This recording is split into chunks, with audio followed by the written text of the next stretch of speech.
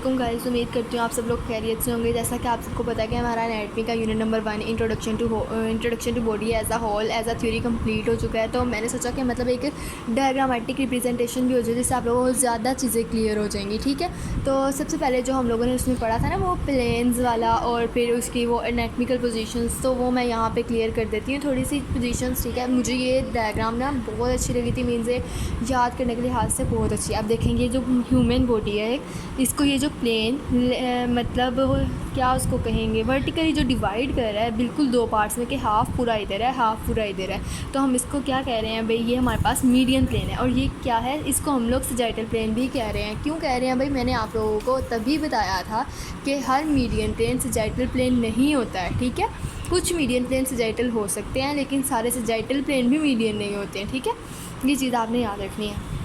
उसके बाद भाई हमारे पास आ जाता है ये वाला जो है हमारे पास कोरोनल प्लेन है, जो कि क्या है राइट एंगल पर है मीडियन प्लेन से, इसलिए हम लोगों को इसको क्या कहना है, कोरोनल प्लेन है। ठीक है, उसके बाद फिर ये हमारे पास वो कह रहा है कि उसकी लेटरल साइड है। लेटरल क्या है, मतलब वो सेंटर से अवे जा रही है। ठीक है, ये वाली साइड मतलब आर्म वाली साइड उसने कह दिया कि ये लेटरल उस पर है। ठीक है, उसके बाद फिर वो ये मीडियल की बात कर रहा है, वो कह रहा है ये सुपीरियर सिफेलिक मीन्स ये हेड वाली सिफेलिक होता है, मीन्स रिलेटेड टू हेड। ठीक है, ये हेड वाली तरफ जा रहा है तो ये सिफेलिक है। इन्फीरियर कोडल, इन्फीरियर को हम लोग कोडल भी कहते हैं, मीन्स ये टेल वाली तरफ जा रहा है। ठीक है, आगे वो कह रहा है कि ये वाला जो प्लेन है ये ट्रांसवर्स प्लेन है या हॉरिजॉन्टल प्लेन भी हम इसको कहते हैं।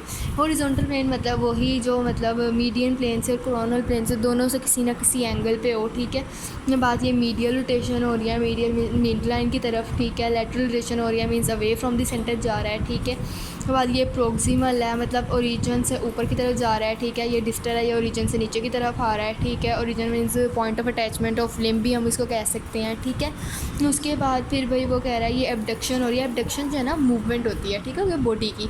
अब ये मूवमेंट ना दो टाइप की हो सकती है। ठीक है, अपर लिम्ब और लोअर लिम्ब के मुताबिक। ठीक है, या तो वो टूवर्ड्स द बॉडी जाएगी या वो अवे फ्रॉम द बॉडी जाएगी। ये एबडक्शन जो उसने बताई है वो अवे फ्रॉम द बॉडी हो रही है, ये वाली एबडक्शन टूवर्ड्स द बॉडी हो रही है। उसने एरो से रिप्रेजेंट भी किया है कि ये पामर, पाम से हमें पता है हाथ के लिए होता है, ये पामर है उसका। ठीक है, उसके बाद ये पोस्टीरियर या डोर्सल, ठीक है, बैक वाली साइड को वो जाहिर कर रहा है। ठीक है, उसके बाद फिर ये प्लांटर निकला है फुट से। ठीक है, तो ये प्लांटर उसने उसकी फुट वाली साइड भी दिखा दी, इंटीरियर भी दिखा दिया, उसका डोर्सल व्यू भी दिखा दिया, मीन्स उसने इसमें सारी चीज़ें बहुत हद तक क्लियर कर दी हैं। अब ये देखें, इसमें जो है ना वो कैविटीज़ वाली चीज़ उसने क्लियर कर दी है। ठीक है, अब वो इसमें क्या दिखा रहा है कि ये देखें, ये उसकी मीडियासिटी ना, मैंने बताया था कि लंग्स के दरमियान जो स्पेस है उसमें चाहे ऑर्गन्स आ रहे हैं, ठीक है, उसमें कोई भी स्ट्रक्चर्स आ रहे हैं, वो सबको मिला के हम उसको क्या नाम देते हैं, मीडियासिटी नाम का। ठीक है, ये उसने दिखाया भाई, ये उसकी क्रेनियल कैविटी आ गई, ये उसकी थोरेसिक कैविटी आ गई, ये उसकी एब्डोमिनल कैविटी आ गई और ये उसकी पेल्विक कैविटी आ गई। इसने दोनों व्यूज़ में आपको दिखा दिया, क्लियर कर दिया बिल्कुल।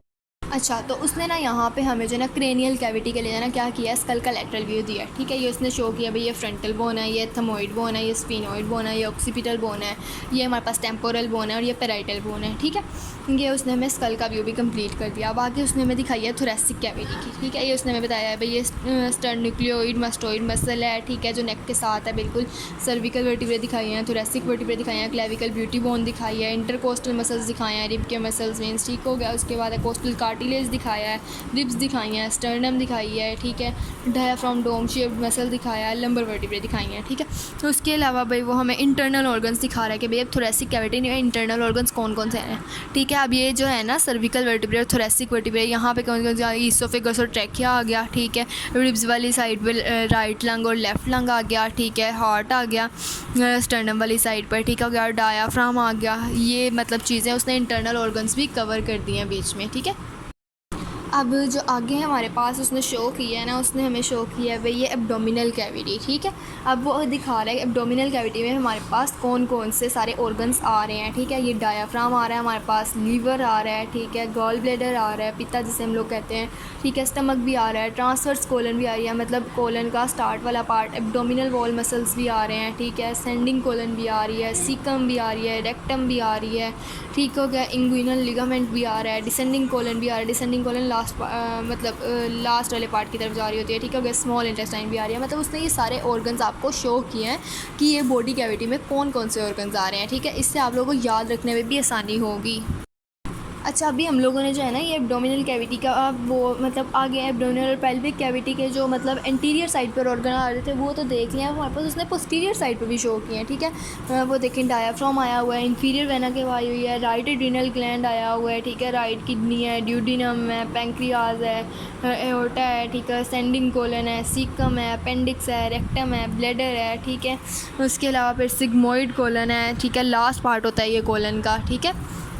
उसके बाद फिर हमारे पास आई है डिसेंडिंग कोलन आई हुई है, वर्टिब्रल कॉलम है, ठीक है, लेफ़्ट यूरिटर है, लेफ़्ट किडनी है, पोजीशन ऑफ स्टमक है, स्प्लीन है। स्प्लीन का काम क्या होता है भाई, उसने ब्लड में जम्स को किल करना होता है, ठीक है। इसोफेगस आई हुई है।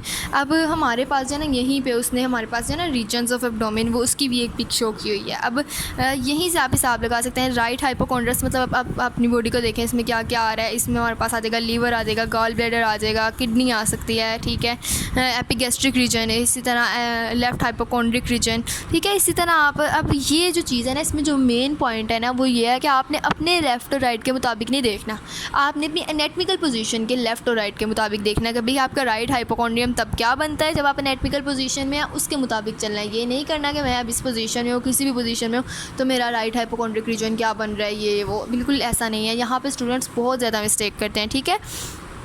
अच्छा, अब उसने ना यहाँ पर हमारे पास ना दो डायग्राम शो किए हैं। अब हम लोगों ने पढ़ा था पेल्विक कैविटी में जो है ना हमारे पास इंटरनल ऑर्गन्स कवर हो रहे होते हैं, ठीक है, बोथ मेल के भी और फीमेल के भी। लेकिन कौन से इंटरनल ऑर्गन्स? रिप्रोडक्टिव ऑर्गन्स, ठीक है। अब यहाँ पर जो उसने रिप्रोडक्टिव ऑर्गन्स हमारे पास शो किए हैं, ठीक है, कौन कौन से हैं। अब यहाँ पर वो दिखा रहा है कि इंटीरियर एब्डोमिनल वॉल आ गई, ये पेरिटोनियम आ गई, ठीक है, ये राइट यूरिटर आ गया, ये यूट्राइन ट्यूब आ गई, ये फीमेल की बात कर रहा है, ठीक है। ये यहाँ पर सेक्रम आ गई, ओवरी आ गई, ओवरी भी इसने शो करवा दी, यूट्रस आ गई, ठीक है, जिसको हम लोग कहते हैं भाई ये बर्थ कैनाल है, ठीक है। उसके बाद है सर्विक्स आ गई, ठीक है, रेक्टम, वेजाइना आ गई, ठीक है, एनस आ गई, क्लाइटोरिस, यूरिथ्रा, क्लाइटोरिस ओपनिंग होती है ये, ठीक है। उसके बाद हम लोग भाई देखते हैं ये मेल का। हाँ, मेल में sacrum, seminal vesicle, rectum, anus, epididymis, ठीक है। उसके बाद testis, scrotum, penis, urethra, prostate gland, pubic symphysis, bladder, deferent duct, right ureter, peritoneum, abdominal, interior abdominal wall, ठीक है। ये उसने सारा शो करवाया कि भाई हमारे पास कौन सी कैविटी में क्या चीज़ कवर हो रही है, कौन सी कैविटी में हम क्या चीज़ को कैसे याद रख सकते हैं। अब जो रीजन है ना वो मेनली आपने याद ही ऐसे रखने हैं कि मैंने ये कैविटी में ये चीज़ पढ़ी थी और ये कैविटी मेरे किस रीजन में आ रही है, इस कैविटी में क्या क्या चीज़ है जो मैं इस रीजन में लिख सकता हूँ, ठीक है। और इन मेनली रीजन्स का या क्वाड्रेंट्स का काम ही यही है कि वो आपको बताएं कि आपने स्टडी कैसे करना है, फिर आपने उसको डायग्नोज कैसे करना है और फिर आपने उसका ट्रीटमेंट कैसे देना है, ठीक है। उम्मीद करती हूँ आप सबको लेक्चर अच्छा लगा होगा। अभी के लिए अल्लाह हाफ़िज़।